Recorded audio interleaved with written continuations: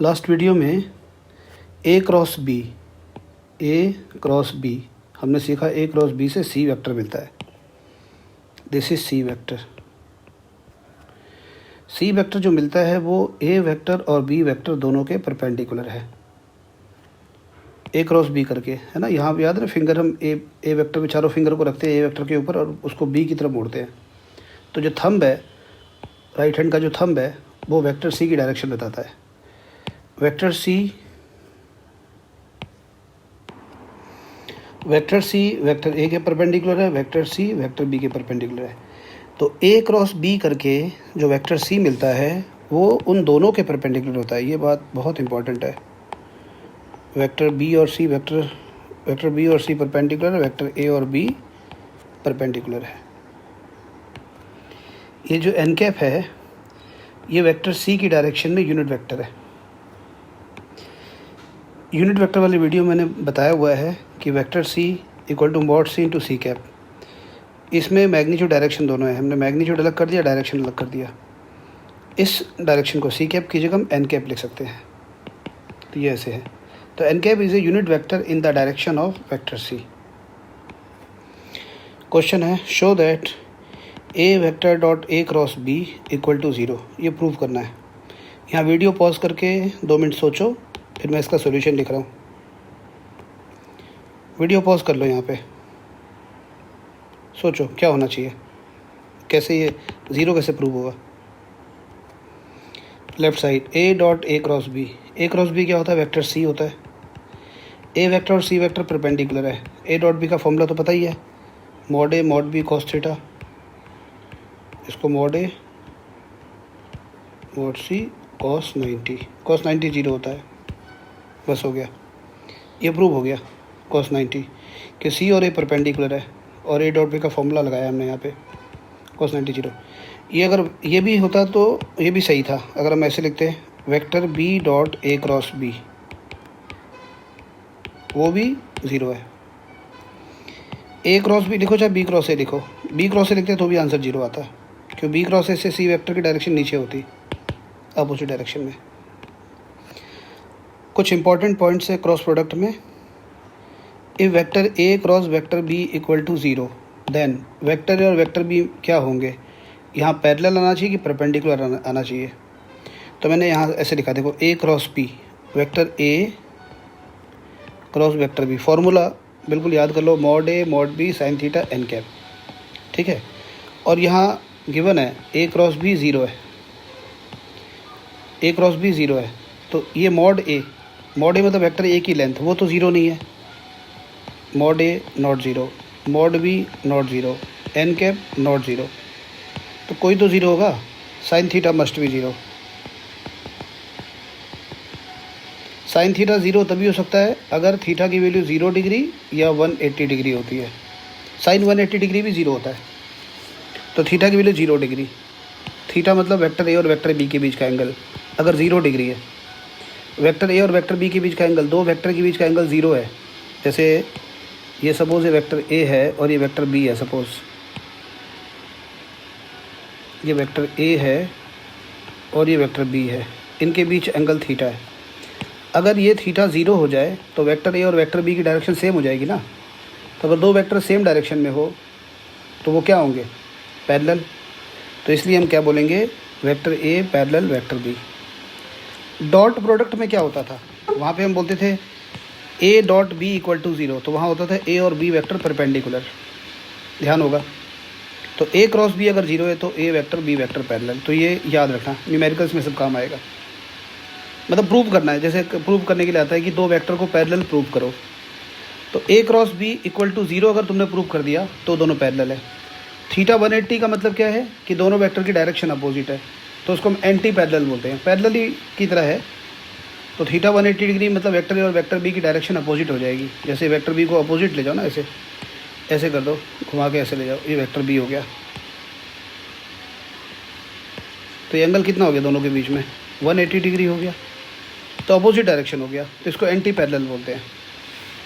तो मतलब ए cross B अगर 0 है तो वेक्टर ए और वेक्टर बी या तो सेम डायरेक्शन में हो सकता है या वेक्टर ए और वेक्टर बी अपोजिट डायरेक्शन में भी हो सकता है। दोनों को ही हम पैरेलल ही बोलते हैं। अगर वेक्टर ए और वेक्टर बी सेम डायरेक्शन में है तो we can say parallel, and if the vector A and vector B are in opposite direction we will say anti parallel. ये फार्मूला तो मेन है, इसको ध्यान में रखना है। अब vector A cross vector A क्या होगा, चलो इस फार्मूले को यहाँ पे लगाते हैं, यहाँ पे अप्लाई करते हैं। तो क्या होगा, मॉड ए, ये जो ए है ना, इसको ए रीड करो, इसको बी रीड करो, ये ए और ये बी। तो मॉड ए मॉड बी को मैं मॉड ए लिख रहा हूँ, mod A mod B, mod into mod A sine 0, क्योंकि दोनों वेक्टर ए है तो दोनों का डायरेक्शन सेम होगा, तो उनके बीच में एंगल 0 होगा, एन कैप इक्वल टू 0। तो ए क्रॉस ए, क्योंकि साइन 0 0 हो गया, ए cross A 0, A cross A 0। यहाँ पे डॉट था तब क्या था, ए डॉट ए क्या था, A square. B cross B 0, C cross C 0, A cross A 0, B cross B. A cross B और बी क्रॉस ए इक्वल नहीं होगा। देखो ए क्रॉस बी करके डायरेक्शन ऊपर आ रहा है और बी क्रॉस ए करके डायरेक्शन नीचे आ रहा है। तो ए क्रॉस बी की डायरेक्शन ऊपर है, ए क्रॉस बी डायरेक्शन ऊपर आ रहा है, ए क्रॉस बी मतलब vector C, B cross A minus C हो जाएगा। तो ए क्रॉस बी और B cross A, because they are in opposite in direction, so they are not equal. A cross B not equal to B cross A, A cross B not equal to B cross A, direction opposite है। But ये हो सकता है A cross B equal to minus B cross A, A cross B equal to minus B cross A. अब ये जो A cross A equal to 0, B cross B equal to 0, C cross C equal to 0, A dot A square होता था, ध्यान करो, B dot B square होता था dot में, तो बी क्रॉस बी 0, ये अब A cross B equal to minus B cross A. ठीक है, तो अब इनको यूज़ करना है, ये सेकेंड और थर्ड पॉइंट को यूज़ करके हमें ये प्रूव करना है, show that vector A minus vector B cross vector A plus vector B equal to twice of A cross B. यहाँ पे वीडियो को पॉज करो, 2 मिनट ट्राई करो, देखो ये होता है कि नहीं। मैं इसको सॉल्व कर रहा हूँ, पॉज करके चेक कर लो। ये लेफ़्ट साइड है, मैंने बस मल्टीप्लाई किया, A cross A plus A cross B minus B cross A minus B cross B. अब पता है हमें ए क्रॉस ए 0 होता है,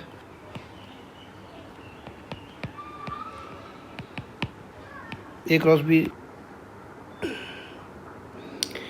इस माइनस बी क्रॉस ए का क्या करें, ऐसा करता हूँ, plus minus B cross A, minus B cross B minus B cross B, ये 0 होगा, A cross B plus A cross B. ये जो माइनस बी क्रॉस ए है, इसको ए क्रॉस बी करें तो प्लस हो जाएगा, तो एक ए क्रॉस बी और दूसरा ए क्रॉस बी, दोनों मिला के twice of A cross B हो गया। तो ये हो गया राइट साइड, ये प्रूव हो गया। अब है आई कैप क्रॉस आई कैप। आई कैप पता है ना, आई कैप एक्स डायरेक्शन में यूनिट वेक्टर है, जे कैप वाई डायरेक्शन में यूनिट वेक्टर है और के कैप जेड डायरेक्शन में। आई क्रॉस आई फॉर्मूला वही लगाएंगे, ये वाला,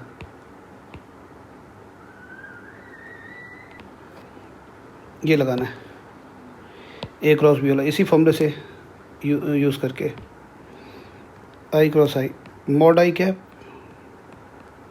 कैप साइन, दोनों आई कैप है तो दोनों के बीच में एंगल 0 बनेगा, है ना। ए क्रॉस बी, ये वाला ए है ये बी है, mod A mod B sine theta, theta यहाँ पे 0 है, एन कैप साइन 0 है तो ये 0 हो गया, तो आई क्रॉस आई 0। सिमिलरली जे क्रॉस जे 0, के क्रॉस के 0, तो आई क्रॉस आई 0।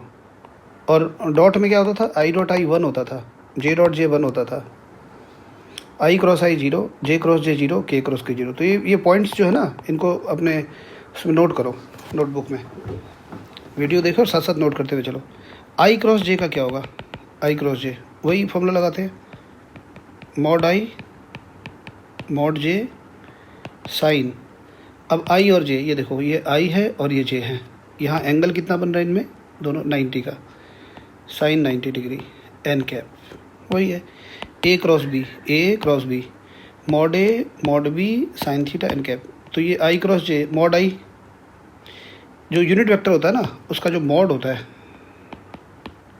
वो 1 होता है, mod i cap 1, mod J cap 1, mod के कैप 1। तो 1 है, ये 1 है, ये 1 है, तो अल्टीमेटली क्या आया, एन कैप आया। अब देखो वो जो मैंने बताया था ना, यहाँ पे 4 फिंगर को आई के ऊपर रखो और इसको जे की तरफ मोड़ो, तो थंब है ये जेड डायरेक्शन को शो करेगा। जेड डायरेक्शन में कौन सा है, के कैप है। तो ये एन कैप लिखा तो है लेकिन असल में एन कैप के बदले हम के कैप लिख सकते हैं, वी कैन राइट। समझ आया कि नहीं।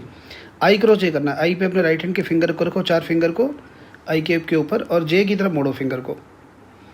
तो ये जो जेड डायरेक्शन है ये तो कॉपी से बाहर बना, जेड डायरेक्शन कॉपी में थोड़ी बनी हुई है, कॉपी के बाहर है, ये out of the page of paper है, ये 3 डायमेंशन में ये।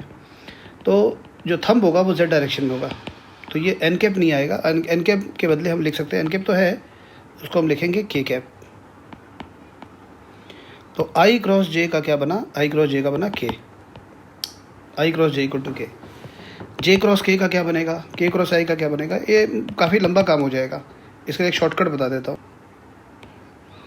शॉर्टकट ये पूरा सर्कल बनाओ, ये आई कैप लिखा, जे कैप के कैप, और ये क्लॉकवाइज चल रहे हैं। ये आई क्रॉस जे किया, के आ गया। अब करो जे क्रॉस के करोगे, ये आ जाएगा आई कैप। उसके बाद करना है के क्रॉस आई से आएगा जे। तो इस सर्कल को याद कर लो, आई क्रॉस जे करेंगे के, मतलब ये अगर हम ऐसे चलते हैं ऐसे तो ये पॉजिटिव हो गया, लेकिन अगर हम एंटी क्लॉकवाइज ऐसे चलते हैं ऐसे जाते हैं तो ये नेगेटिव हो जाएगा। जैसे अगर हम आई क्रॉस के करें, आई क्रॉस के तो माइनस जे आएगा, के क्रॉस जे करेंगे तो माइनस आएगा, क्योंकि जो क्रॉस प्रोडक्ट है ना कम्यूटेटिव नहीं होते। जैसे आई क्रॉस जे का क्या है ना, तो जे क्रॉस आई का माइनस के आएगा, यहाँ माइनस के आएगा। के क्रॉस जे क्रॉस के का आई है तो के क्रॉस जे का माइनस आई आएगा। तो जे क्रॉस आई का माइनस के क्रॉस जे का माइनस आई क्रॉस के का माइनस जे। इसको ध्यान रखो बस, ये अगर ये सर्कल है उसके अंदर ये आई बनाओ, जे बनाओ, के बनाओ। क्लॉकवाइज अगर आई जे के करोगे तो पॉजिटिव आएगा और एंटी क्लॉकवाइज करोगे तो नेगेटिव आएगा। तो ऐसे याद रखने का तरीका है ये।